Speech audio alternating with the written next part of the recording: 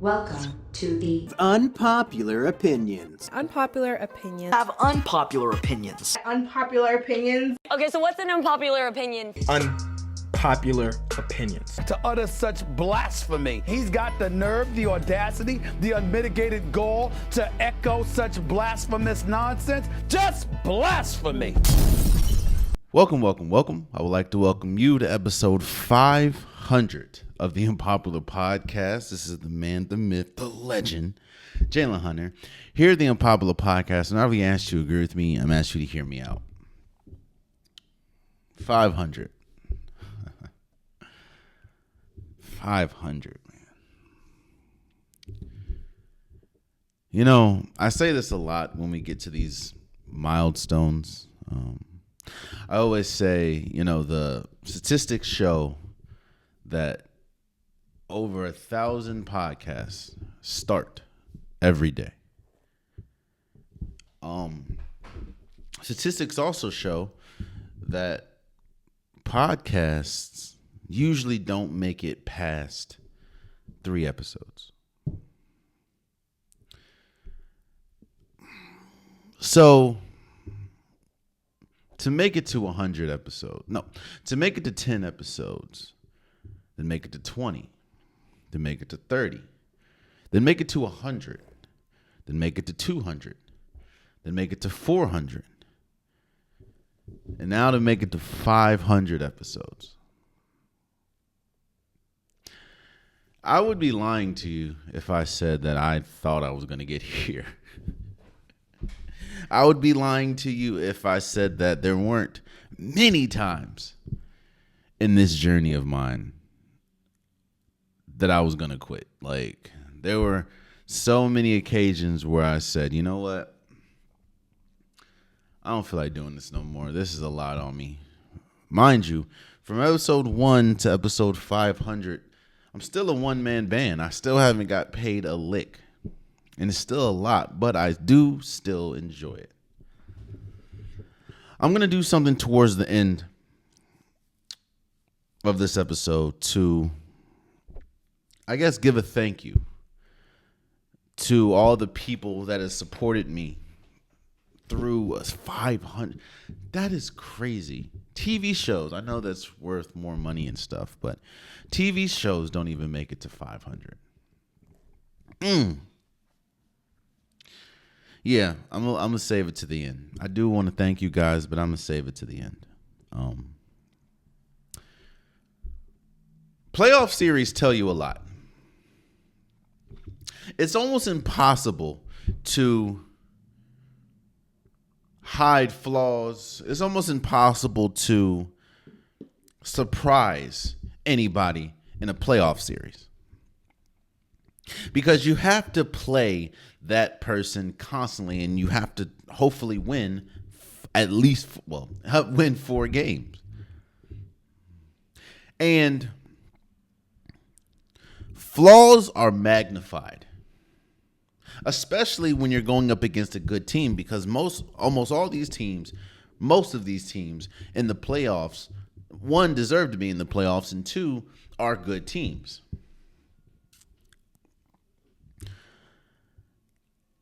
There are a lot of reasons why Minnesota is off to the second round, and the Lakers that were projected to win this series, might I add, lost in 5 games. A lot of it is on both sides, honestly. There's a lot of reasons why Minnesota won. There's a lot of reasons why the Lakers lost.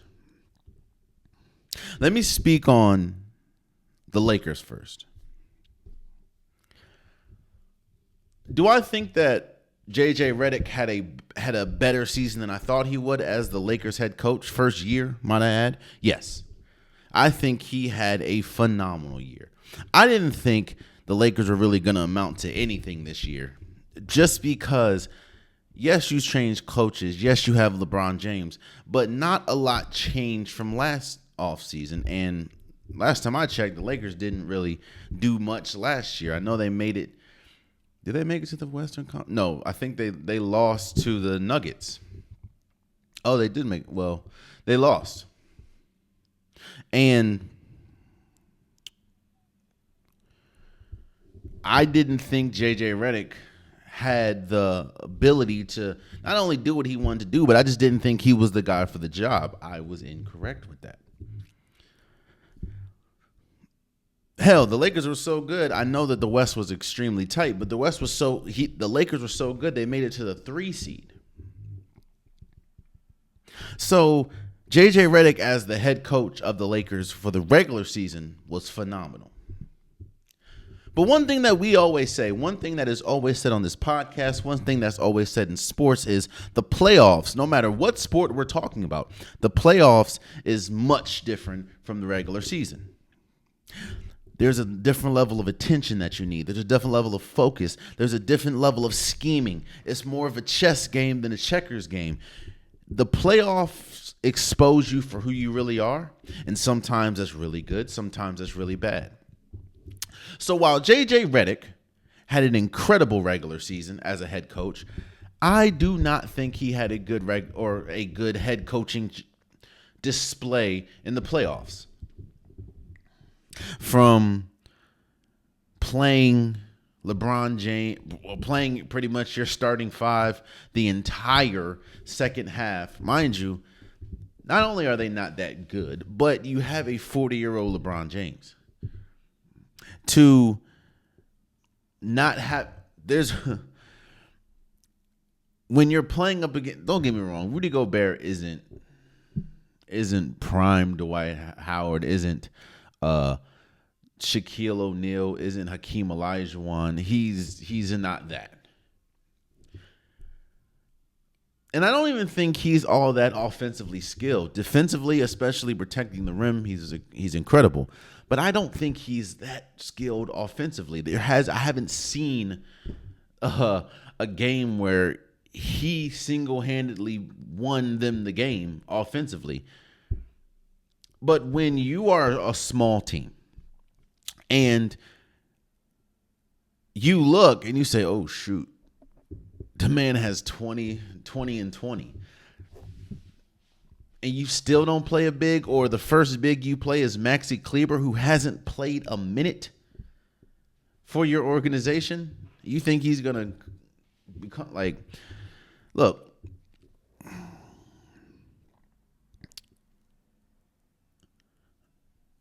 JJ Redick did not do a good job as the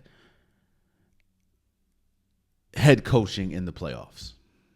Do I think that he can be a phenomenal coach? Yes, he demonstrated that in the regular season. But like we said, the regular season is not the postseason. And in the postseason, I do not think he did a good job at managing minutes. I don't think that he did a good job at scheming. I don't think he did a good job at just being a head coach. I think he was out-coached, obviously, 4 out of the 5 games.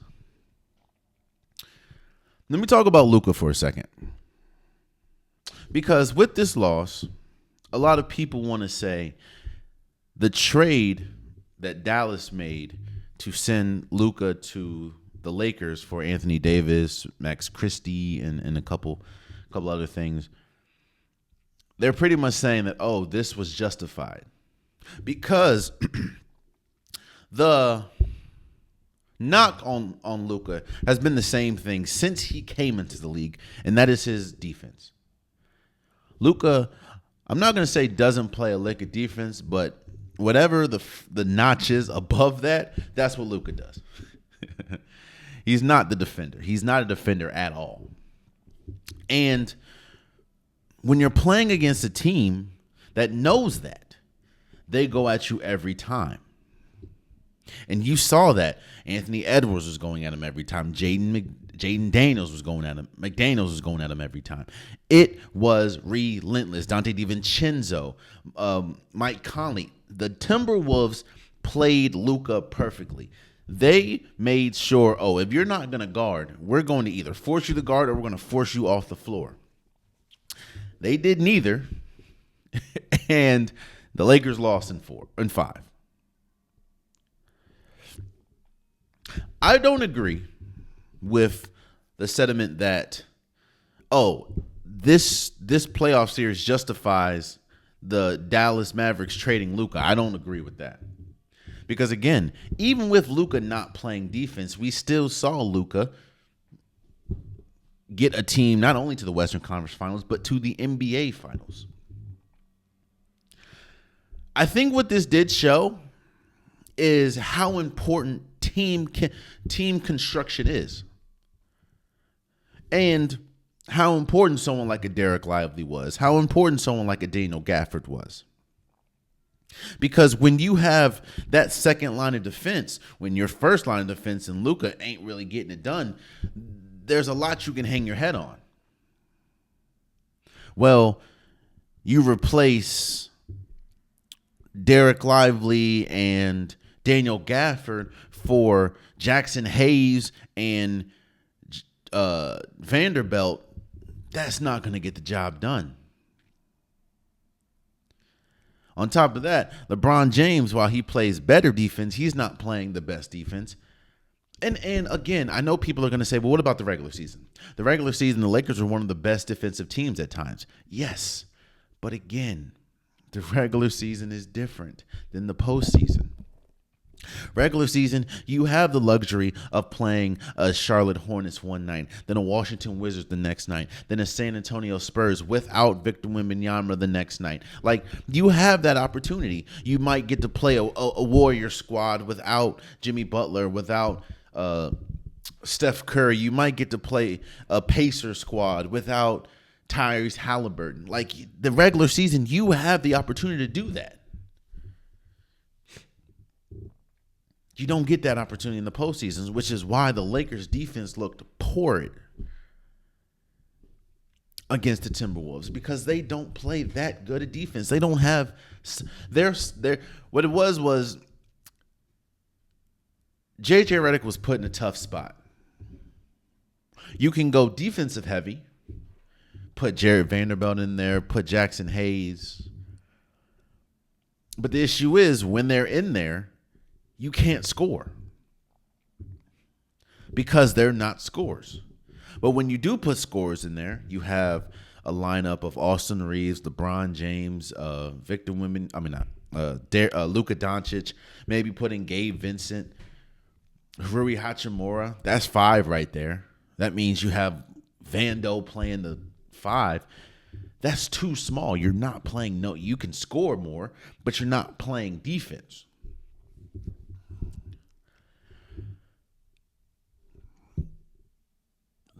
I think that you give the Lakers, you give any team the opportunity to trade for Luka and give up what the Lakers essentially had to give up. Any team will do that 10 times out of 10. But you also have to realize just having someone as great as LeBron, just having someone as great as Luka doesn't mean you're going to be a championship caliber team. I said that when the move happened. I think the Lakers' future is bright. I mean, it's the Lakers. They always have a star. And now you have the star of the future in Luka Doncic. So I think it's bright. But just because you have a bright future doesn't automatically mean you have a championship caliber team. You need two-way players. You need defenders. You need a big.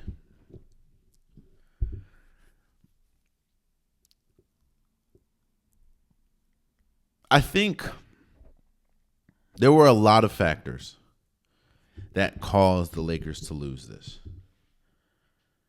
It's not just Luka. It's not just JJ Redick. It could be you didn't really get much from Austin Reeves, your third option. It could be you're playing a 40-year-old all these minutes. He gets tired. And LeBron James. Look, LeBron James is arguably the greatest player of all time. He's also still 40. And when you play him a whole half, it's no coincidence that in Game 5, he didn't really have much to give. Especially when you're playing a young, hungry team like the Timberwolves. It is also the fact of roster construction. We want to praise Rob Pelinka for making a move like getting Luka, and praise Rob Pelinka for constructing a roster that, made it to where it made it last year. I think it was the Western Conference Final. No, It's the second round or first round. But it's quiet when you look and your team doesn't have a center. Jackson Hayes is cool. He's not a starting caliber center. And honestly, there was a lot of times where he was a negative more than a positive for the Lakers in that series. And he wasn't going against Nikola Jokic. He wasn't going up against, a savvy center. He was going up against someone like Rudy Gobert.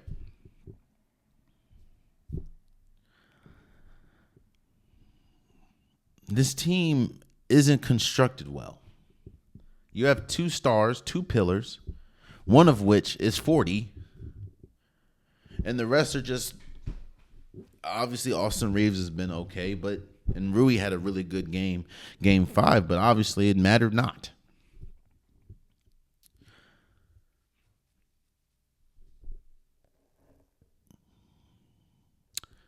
I don't know if this is the new reality for the Lakers.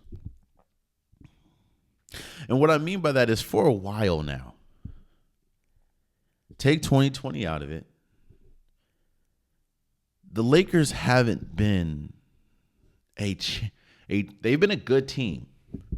They've been a above average team.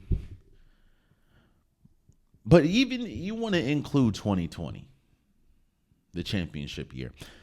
This team hasn't really been a championship caliber team for a while now. Yes, I know a couple years ago they went to the Western Conference Finals, but what happened in there? What happened when they went there? They ran up against a buzzsaw, and if I'm not mistaken, they got swept in the Nuggets.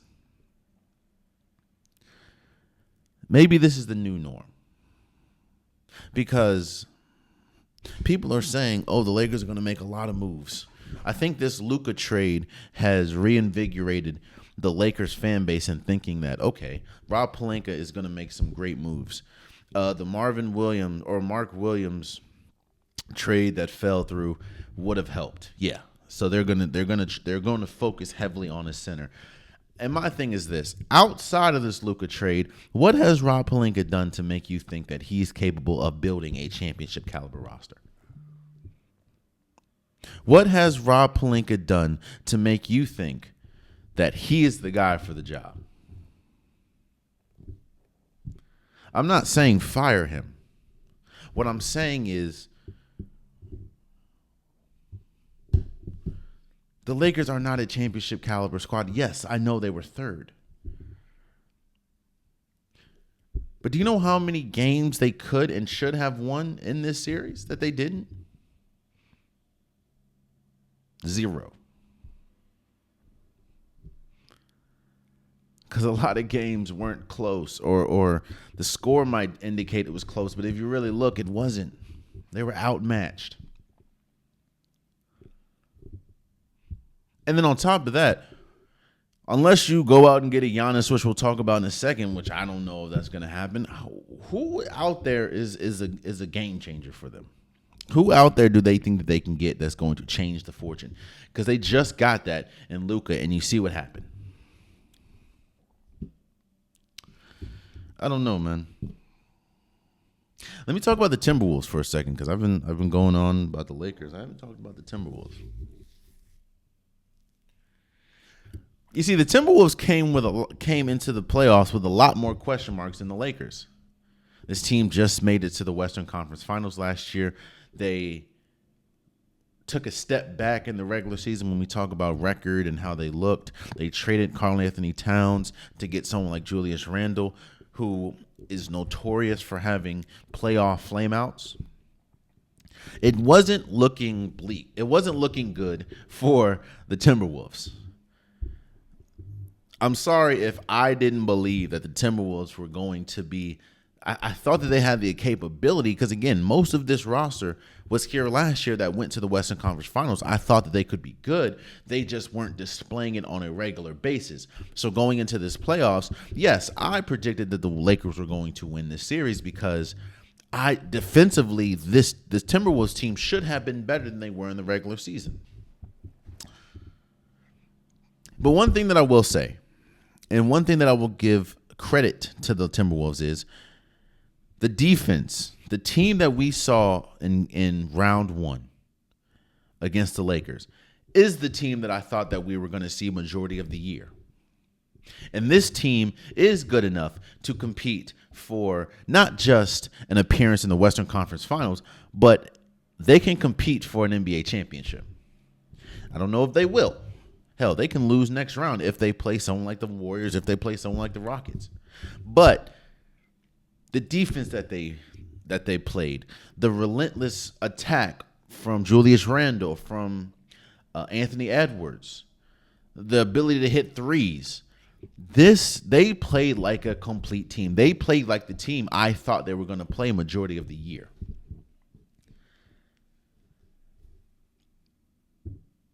Outside of LeBron and Luka, if you put a chart of the 10 best players in the series, in the Lakers and Timberwolves series, 8 of the 10 were all Timberwolves, in my opinion. That is why they won. They played to their ability.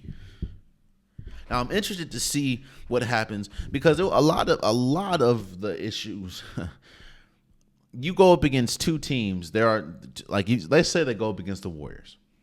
As I'm recording this, the Warriors play tonight. I'm recording this on Friday. They play tonight. Right now, the series is 3-2 Warriors. They're playing at home. They did get smacked last game on Game 5, so we'll see what happens.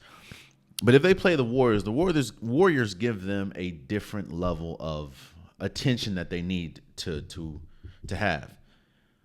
Yes, they're playing another small team, but I think the Warriors do a better job at exposing height and playing around height than the Lakers did. And the Rockets, they just run. They're not the best half court team. They're actually not really a good half court team, but they speed you up and they're physical. So I'm interested to see what they look like next round. But I give all the credit to the Timberwolves for playing the way that I thought they would play a year after coming off of the Western Conference Finals appearance. Anthony Edwards, in my opinion, was the best player in that series. And then you can argue the second best player was Julius Randle. So shout out to him for, at least right now, killing demons of not having good playoff records. The Timberwolves were the better team against the Lakers. And obviously when you don't reach your goal, talking about the Lakers, you get sent home with more questions than answers. Surprisingly, I don't think that there's a lot of questions when we go to the Lakers. We know what the answers are. It's just, are you going to address them? And I know a lot of people are hoping that it will, but we'll see. I don't even know who's out there, who's available. But then again, I never knew Luka was available. So shout out to the Timberwolves for beating the Lakers in 5 games. I want to talk about the Pacers and Bucks series for a second. I'm not going to go over all these series because I did miss Tuesday. I want to apologize for that. Something was planned that wasn't able to happen, and it kind of threw me off a lot. But we're here, and I do apologize. I'm back. So I am sorry for missing Wednesday's episode. But if I did do Wednesday's episode, I would have talked about Damian Lillard, who tears his Achilles, fought back from blood clots.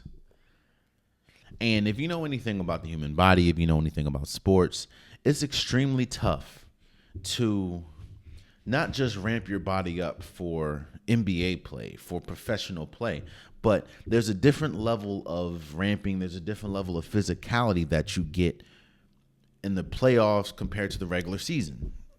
Like I said, when we talked about the first topic, the playoffs is not the regular season. There's a different level of focus, different level of physicality that comes with that.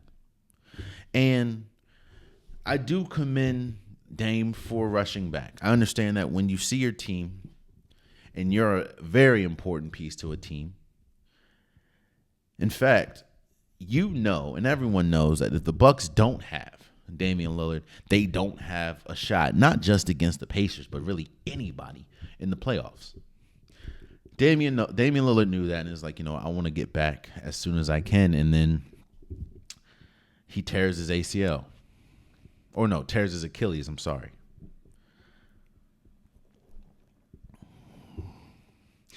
And as much as I don't want to talk about this, as much as it sucks to talk about, I think that Achilles injury officially closed the championship door for the Milwaukee Bucks. You go out, Game 5. You're up, I think, 5 with like 40 seconds left. Actually, I think you're up 7 with like 40 seconds left. You find a way to not just allow the Pacers to force it to overtime, but you find a way to lose that game. Series is over. Giannis has a triple-double. Giannis is by far the best player in the series, but it obviously doesn't matter. So now it's hard. Obviously, you just lost. So it's hard for you to really sit in the now. You have to look forward. And when you look forward, you see an old team, one of the oldest teams in basketball.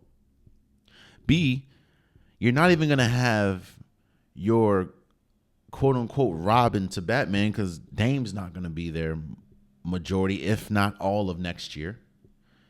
Because not only did he tear his Achilles, which is essentially a year recovery, but he's also 34, 35? You're not a spring chicken anymore. And on top of that, this is yet another year with rumblings of, Giannis isn't happy. And I understand completely. You see, when we hear about athletes not being happy, there's always what are you doing? Or there's always how can you turn on the organization? I understand completely Giannis not being happy. This is yet another year. I think the stat is, since Giannis and the Bucks won a championship, was it 2021? Do you know that they're, at this moment, I believe it's 1-8 or 1-9 in the playoffs? And that one was this series.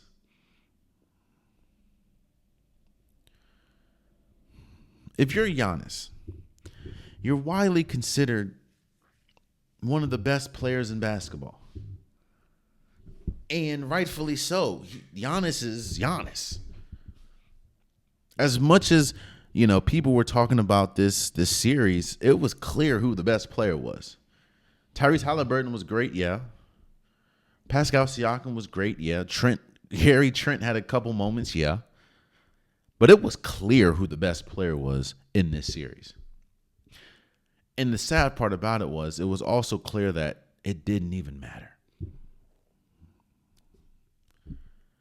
Giannis was playing the best he's played in a while. Statistically, he was probably having his best playoff series. Think about that. A person that won a championship, statistically, he was playing his best basketball of his career. And you still lose 4-1. Now, this isn't like no chump we talking about. We're talking about arguably the best player in basketball. So that clearly shows you that he's holding up his end of the bargain. It's just the team aspect. The team building is not. So you have that. Plus you have Dame. Plus you have an old roster.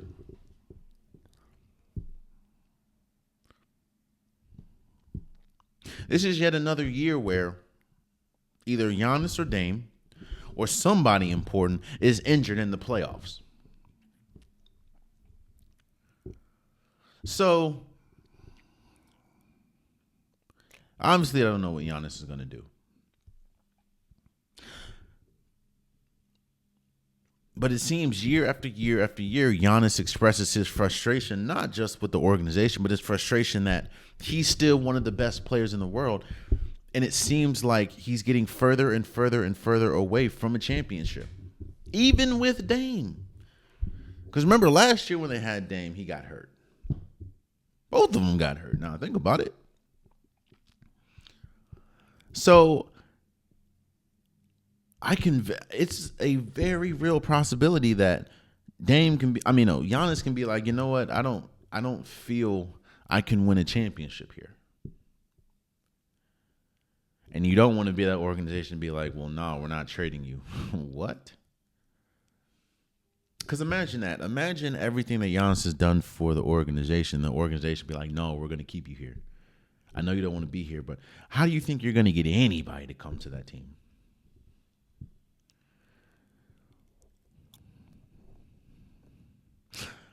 For a split second. In fact, this is a really good learning lesson for a lot of people.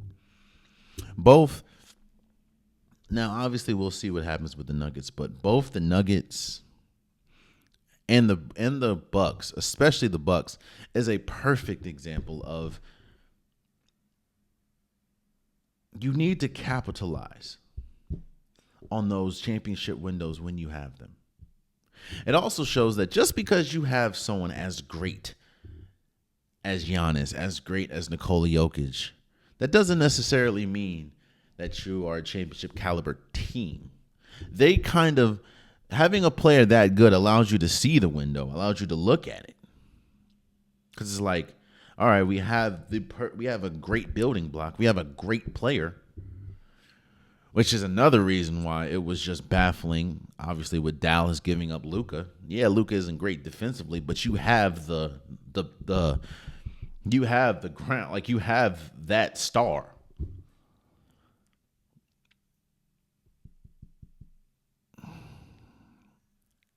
But yes, another, and I said this going into the playoffs. I said, I don't think that there's a team with more pressure on their shoulders than the Bucks, because I think it kind of like to a certain extent, kind of like the Jets. At some point, the investment needs to pay off, or things are going to change. You got Dame. You brought Damian Lillard in, and this is the second year that with Damian Lillard, you didn't even make it out of the. Am I mistaken? Did they make it out the first round? This is the second year you didn't even make it out the first round, I don't believe. I'm 100% sure this is the second year you lost to the Pacers. Actually, no, because the Pacers, this is the second year you didn't make it out the first round.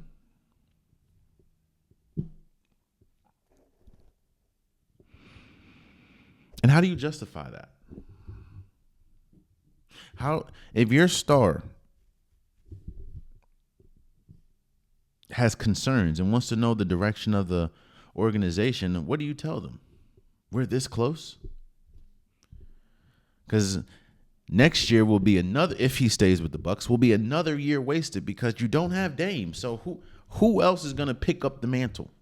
Kevin Porter Jr.?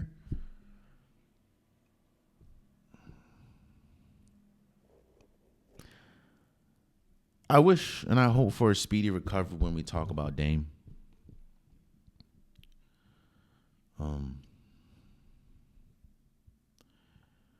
I don't think it's gonna be a quick one. I'll say that.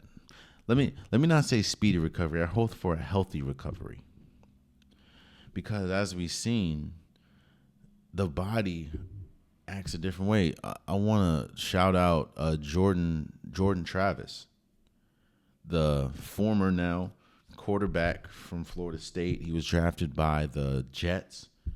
He was essentially forced to medically retire from football because he had a gruesome leg injury and his body just didn't take to the recovery, at least enough where he can perform on the court. Now, I'm not saying that's going to be the case for Dame. What I'm saying is we never know.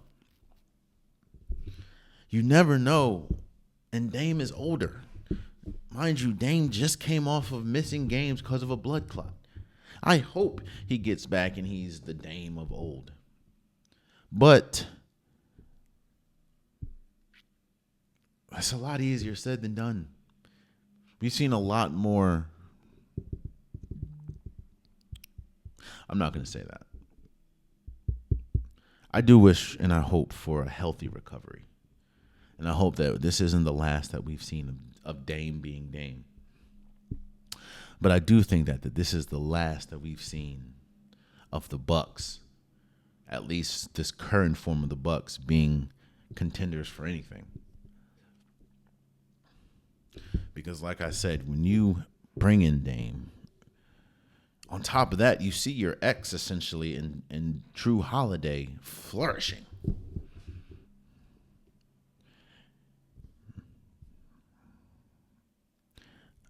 I would be shocked if there's not changes made. Especially with a player as great as Giannis. Because one thing that has been abundantly clear with Giannis is he ain't got time to be wasting time. No one does. And as much as fun as it is, as you know, you don't, nah. So we'll see. But congratulations to the Pacers for making to the second round. Now we'll face the Cleveland Cavaliers.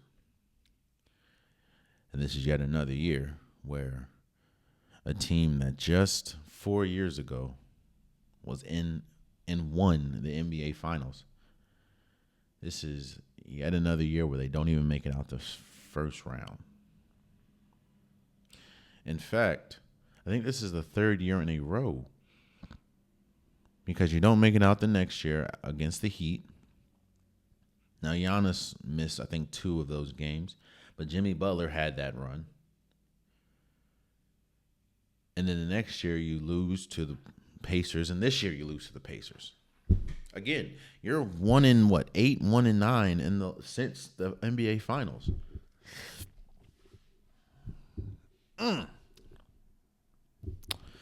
We'll see, man. Again, I hope for a healthy recovery for Dame. Let's move forward. Let's talk about this Knicks and Pacers series for a second. The Knicks beat the Pacers 4-2.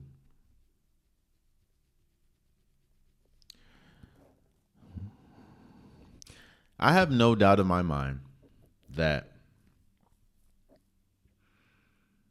both teams had similar game plans going into the series. Both teams wanted to be physical. Both teams had a star that they felt could take them to new heights, or could take them to heights, take them further than they would like to go. And both teams understood that just because one's a 3rd seed, one's a 6th seed, they're both evenly matched. Now you can say it only went 6 games. Yeah, but each game was I talked about this last episode, and we saw it time after time again. If you want a perfect snapshot of what experience or lack of experience looks like, look at this series. Experience, and again, I'm recording this before Game 5 of or no, game 6, I'm sorry, of the against the, with the Warriors and Rockets. But I think the winner of this game 6, wins the series. Obviously, if the Warriors win, they win. But if the Rockets win and you have to go back to Houston, you're gaining experience. And there's absolutely no better experience than an elimination game. You start to get a little tighter, especially elimination game on the road. So we'll see. But I will go down and saying, and nothing about this series, nothing about the outcome changed my mind about this. I think the Pistons were the better team. The issue was they couldn't finish. They didn't have a closer. Cade Cunningham was great. He wasn't Jalen Brunson, who hit the game winner on Amin Thompson, who was a fabulous. Is it either Amin or Asar, one of the Thompson brothers, who was a fabulous defender. The Knicks leaned on the clutch player of the year. Mind you, you know what? Karl Anthony Towns didn't even have a good game in game 6. It was Jalen Brunson. It was timely buckets from a Mikal Bridges, from a OG Anunoby. It was the hustle from Josh Hart. All players who have been there, at least been to the playoffs. If I'm not mistaken, didn't OG win a championship? Maybe not. But he definitely was in Toronto.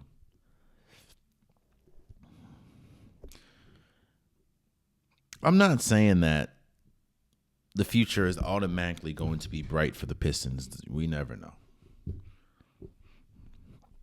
But what I will say is they have the formula. They have the blueprint to have a very prosperous future. Because again, I'll congratulate the Knicks. The Knicks did what they had to do. They won the series. Now they're going to face the Celtics in the second round. So I shout out to them. But I do wholeheartedly think when you look at the game and you watch the games, you know how many times the Knicks would be up 10, 15 points? And in the blink of an eye, the Pistons would either tie the game or take the lead. But when you don't have a closer, when you don't have that person that can really rally the troops, when you don't have the person that can calm the waters, you have good players. But I don't think Cade Cunningham's not at that spot yet in his career. Dennis Schroeder's not that. Malik Beasley, I mean, we saw what happened. The man fumbled the game winner. Literally hit his shoulder and went out of bounds. He was wide open. It was a good pass, too.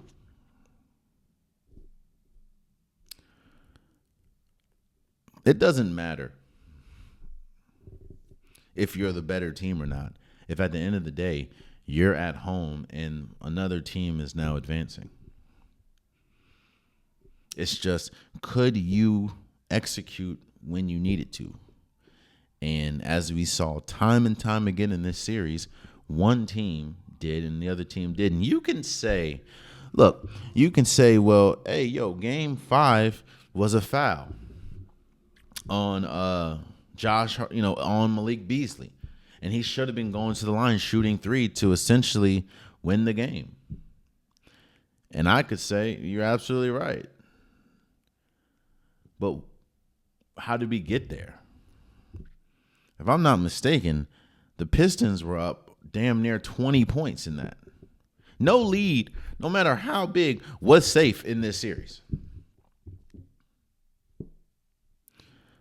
But again, when you're going up against a team that has a closer, that even though some of the things they did was kind of head scratching, they had at least composure in those moments.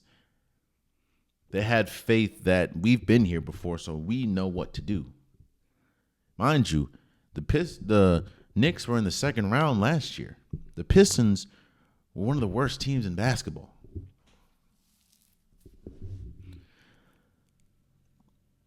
So when I say, yeah, the Pistons were the better team, it doesn't mean a thing because one team is advancing, the other team is at home. So shout out to the Knicks for beating the Pistons. It's very hard for me to see an avenue where the Knicks beat the Celtics. I know that I've preached that the playoffs aren't the regular season.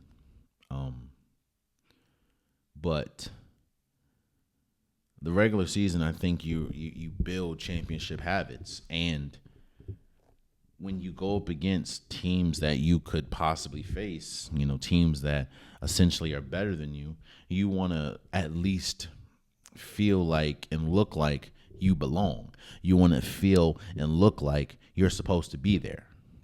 And they didn't win a game against the Cleveland Cavaliers, if I'm not mistaken. They didn't win a game against the Thunder, and they didn't win a game against the Celtics. I don't know how this Pacers and Cavaliers are going to go, nor do I know what happens in the Western Conference, but they're going to have to go through at least all three of those to win a championship, possibly. At least two of the three. So I don't really foresee an avenue where the Celtics lose to the Knicks, but who knows? But one thing I will say, and that we do know, is it is such a luxury to have experience, and it's such a luxury to have a player that you have the ultimate faith in that's going to take you to the promised land, or at least going to win you a game. And that's what we saw in Game 6. Actually, that's what you saw most of this series with Jalen Brunson and the Knicks. See, we're even at a point where you have someone like Jay Will talking about Jalen Brunson being the best Knick of all time. I'm not in that debate, but I'm sure Jay Will isn't the only person that's talking about this today. I think the Pistons have the opportunity to be good. I'm not going to say that they'll be back. Who knows? Hell, I didn't think the Pistons were going to be here a year ago. So I don't know, but congratulations to the Knicks for beating the Pistons 3-2 in the series. I don't think. Obviously, we have one Game 7 in the first round, and that is the Nuggets and Clippers. And I also don't think that it's too far-fetched to say that these teams are equally matched. You have a star that you know what you're going to get from each team. When healthy, obviously, Kawhi Leonard and Nikola Jokic. You have a really good supporting cast. Zubac, Aaron Gordon, Christian Braun, Norman Powell, Russell Westbrook, Derrick Jones. Like, you know what you're going to get from the others, is what they're affectionately called. And it's also interesting that Game 7, to me, lies on the back of two, or the shoulders of two players. And how good those players plays, in my opinion, determines who wins Game 7. And that is Jamal Murray and James Harden. Now, we've talked a lot about Jamal Murray this year. Obviously not in the most positive of lights because he hasn't had the best year. But we've seen in this playoffs how important, how integral, and how good Jamal Murray can be. There's a reason why there was a good conversation of who is the best duo, and a lot of people in the league were saying Jamal Murray and Nikola Jokic. Like, if you say that now, it kind of feels like, well, Jamal Murray is kind of carrying that one. Or no, Jokic is kind of carrying that one, but I feel like Aaron Gordon could possibly be in that, but I feel like you know what you're going to get from everyone else. You don't know what you're going to get from Jamal Murray or James Harden. If you get the James Harden that we've gotten most of this series,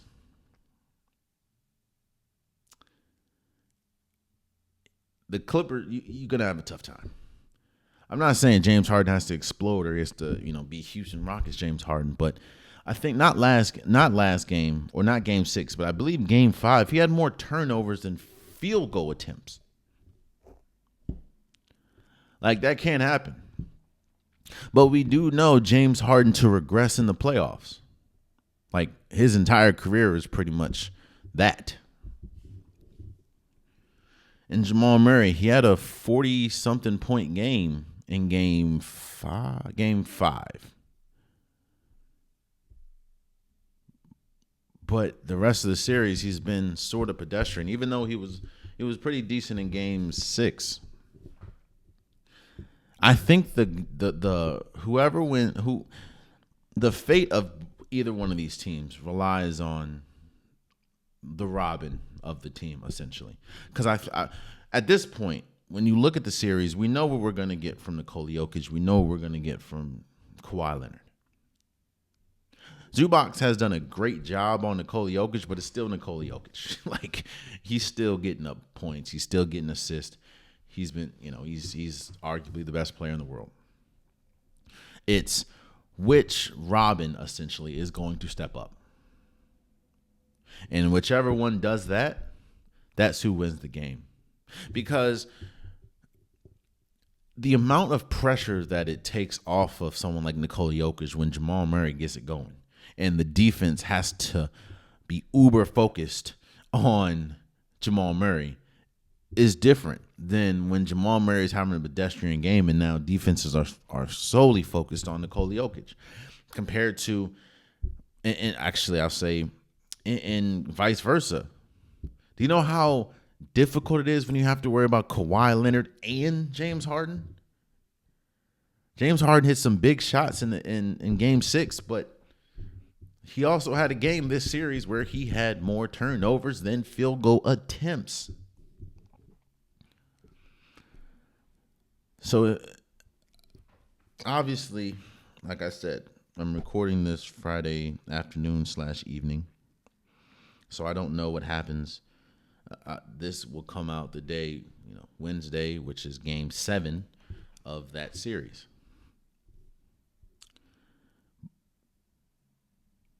But I believe whoever has a better game between Jamal Murray and James Harden is who essentially wins the series. We'll see. Speaking of we'll see, when you look at all the teams that lost, right? As of this moment, the Grizzlies, the Lakers, the Magic, the Pistons, the Bucks. I don't think there is a team in a worse position than the Miami Heat.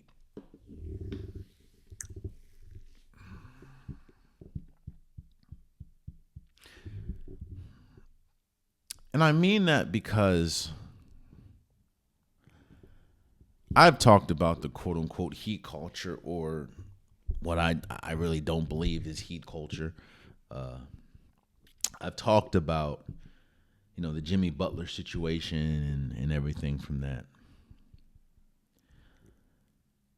The Heat, the Thunder completely dominated the Grizzlies. And I think one game they beat them by like 50. But it felt different than what the Cavaliers did to the Heat. When you're at home, and you lose by like a combined 70 points, or maybe 80 points or 90 points or something like that. In a closeout game, you lose by like 57 or 55. On top of that, you look at this roster construction. And while it's a good roster with a star in it, it doesn't have that star. As good as Bam Adebayo is, he's not a star. As good as Tyler Euro is, he's not a star. Obviously, what we've seen in this series. As good as Andrew Wiggins is, I don't think he's ever really been, outside of high school and college, I don't think he's ever really been the number one player. Meaning, yes, I know he was drafted number one, but I don't think he was a first option. If Andrew Wiggins is your first option, I believe your team has a low ceiling. So when and the reason why I said that they're the worst, they're in the worst position, is because I keep hearing people say that a star is going to come to this team. Maybe find a way to get someone like Giannis. Maybe find a way to get someone like KD. Maybe, I'm not even going to say that because he's not a star at this point. Okay. Makes sense. But who? That's why I said the Heat are in the worst position, because year after year, they keep talking about this is a free agency destination because it's Miami. They keep talking about all the players, all the stars want to come here. And I'm like, show me where. Yeah, you show me Jimmy Butler went there. Yeah, you show me LeBron went there. Chris Bosh went there. But what stars are lining up? Because you could have had Damian Lillard, but you lowballed the Pacers. You could have had Bradley Beal, but you lowballed the Wizards before Bradley Beal obviously went to the Suns. You could have had KD, but you got outbidded by the Suns. So what star can they just automatically attract? Don't get me wrong. I think someone like KD would be perfect for the Heat. But my thing is he going to go? Are they going to be able to finally hit a deal? Because if you don't get me wrong, they have some good players, but they don't have any players that you think gives them a shot. They don't have that star that you would hope that a team that is such a free agency destination, mind you, more people have left than came. I just want to remind you of that.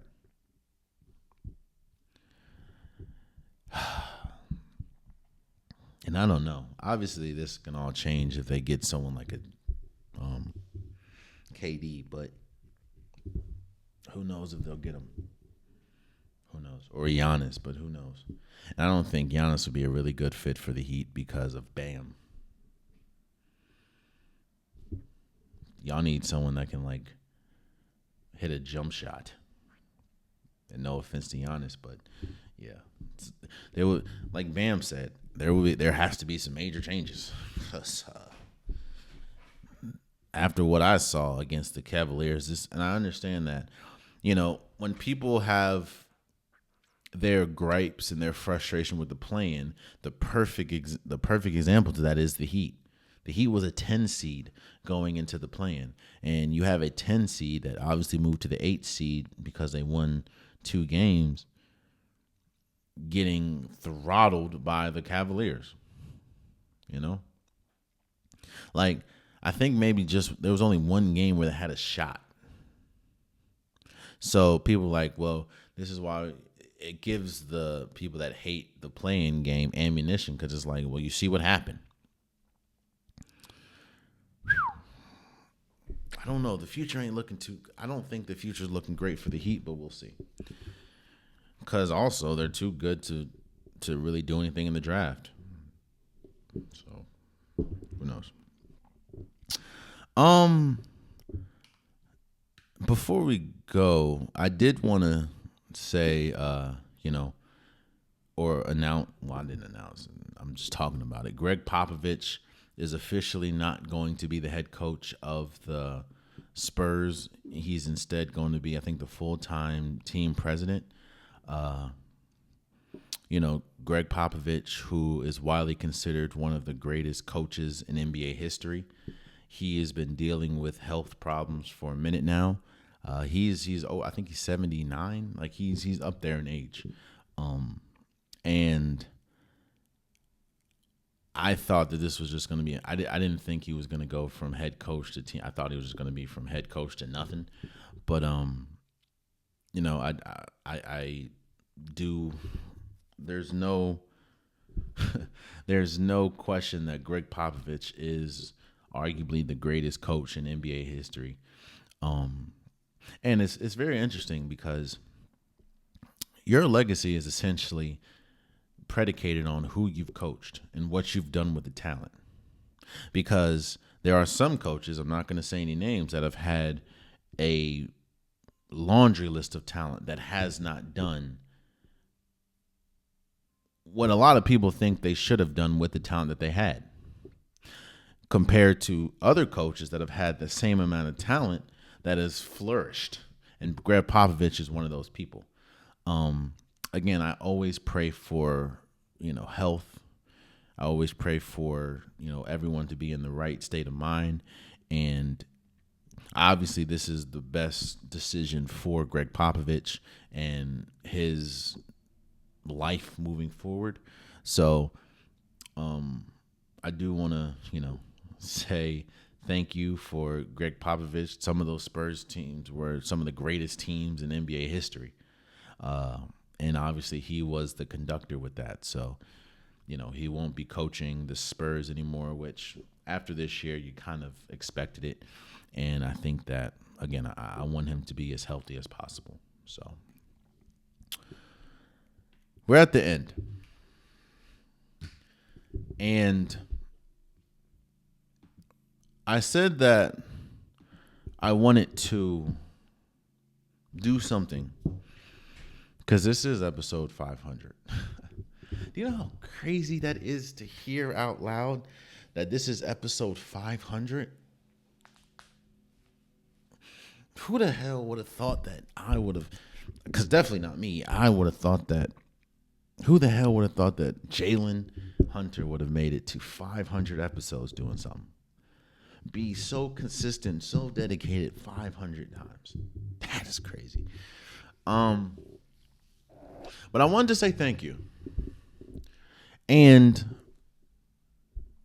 I wanted to say thank you for this ride that obviously is still going. This ride that's not stopped. The people that saw what this could be from the beginning and are still here. The people that came on halfway through and show support. The people that haven't even experienced this yet and will. I never thought I was going to get to 500. And I didn't think I was going to get to 600. I don't think I'm going to get to 700. I don't think I'm going to get to 1,000, but we'll see. But what I did was this.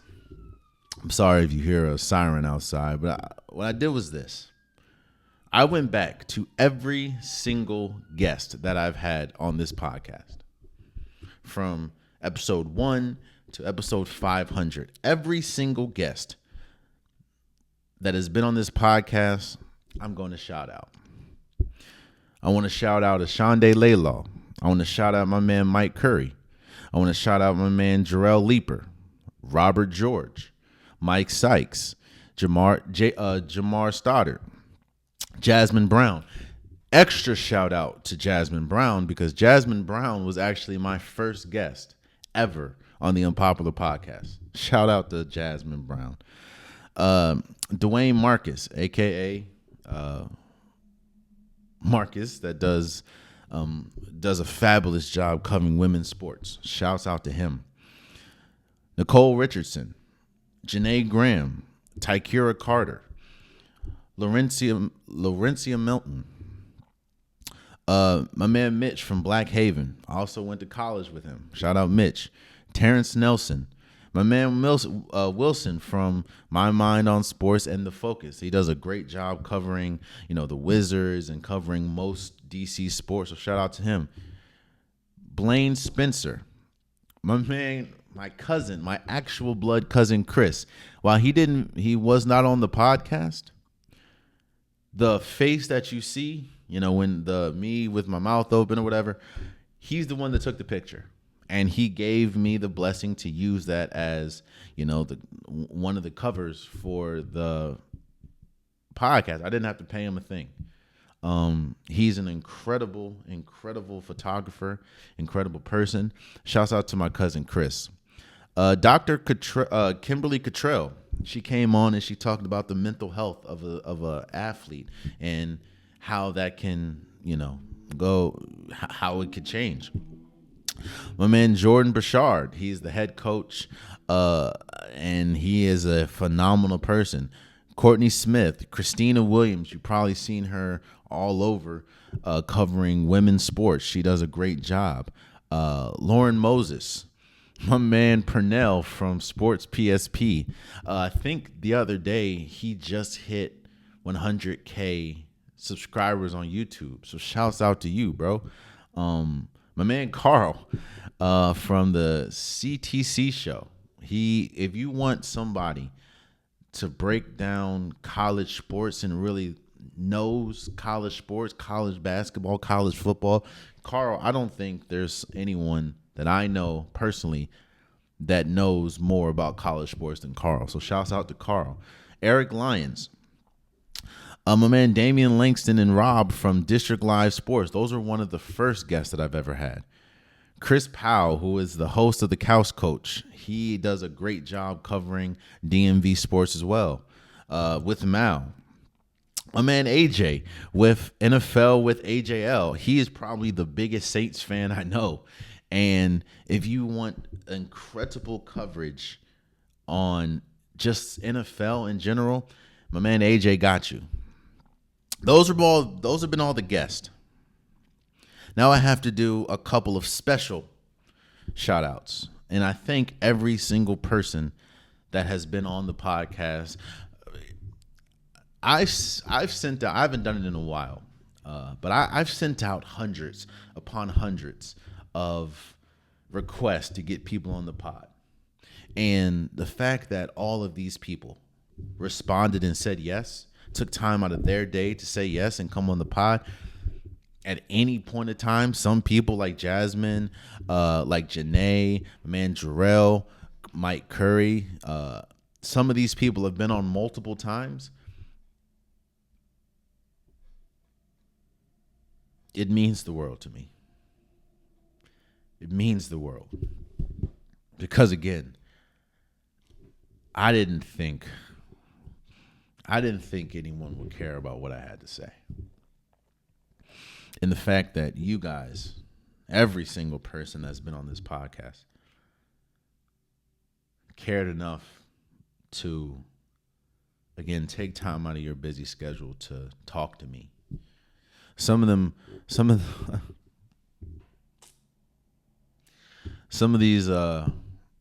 those interviews were just horrible quality because I didn't know what I was doing. Some of these were phone recorded interviews. I still appreciate you guys. I want to appreciate Maya Palmer. Fun fact, she's actually the reason why the Unpopular podcast started. So this really wouldn't be anything without her. She's been on it as well. She was on an episode talking about shoes, But yeah, she's the one that pretty much told me to essentially stop BSing and start this. My mom, Stephanie Bryan, who has a book out. Go check that out. But about her life, she's the one that actually made the logo, the Unpopular podcast logo. That's my mom. So, I love her to death. She's guided me a lot, obviously, being my mom. And yeah, you wouldn't get a logo at all if you would have saw what my logo looked like before my mom touched it. Yeah, that's Joe. It was wild. Shout out to Cassino Smith and Cassino Productions. I've done one or two legit live episodes. One with Terrence, Mike, Curry, and Wilson. And I don't remember and it wasn't a live episode. We recorded, me talking to different people or myself, just different forms of myself. That was Casanova Productions, and that was Casanova Productions. I'm sorry, and Cass. He is a film genius, and obviously I wouldn't have been able to do that without him. And I'm gonna give a special shout out to Brittany McCullough. Everything essentially that you see on social media is her. I obviously do the reels and edit them and everything, but from the stories, most of the time when you guys respond, or most of the times when you guys DM me, she's responding. There's a lot of times where she has given me updated and information mid-show that I don't know about, because obviously when I'm in the show, I'm in it. I don't know. There's multiple times where she has said, "Hey, we need to get back in and record because some X has happened or Y has happened." I don't think you guys understand how many times the episode has been done and then a breaking news has happened. So she tells me, "Okay, go in and record again." Yeah, Brittany has helped me in ways that you could not even imagine. Again, the podcast wouldn't be as big as it is, and it's not a large podcast, but it wouldn't be what it is today without the contributions of Brittany. And I do think, she still does the podcast. I want to thank her for that. Shout out to Benson too. Benson McCullough, he's been on the episode a couple times. You just haven't seen him or heard him, but he's been here.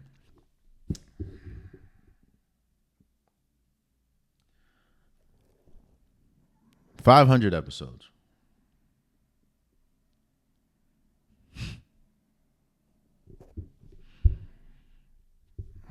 500 episodes.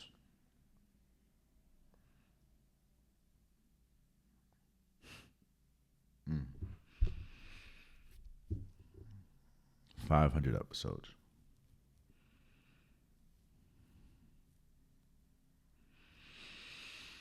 Oh, man. 500 episodes.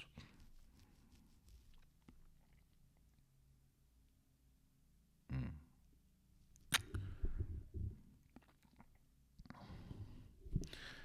Here's the 500 more.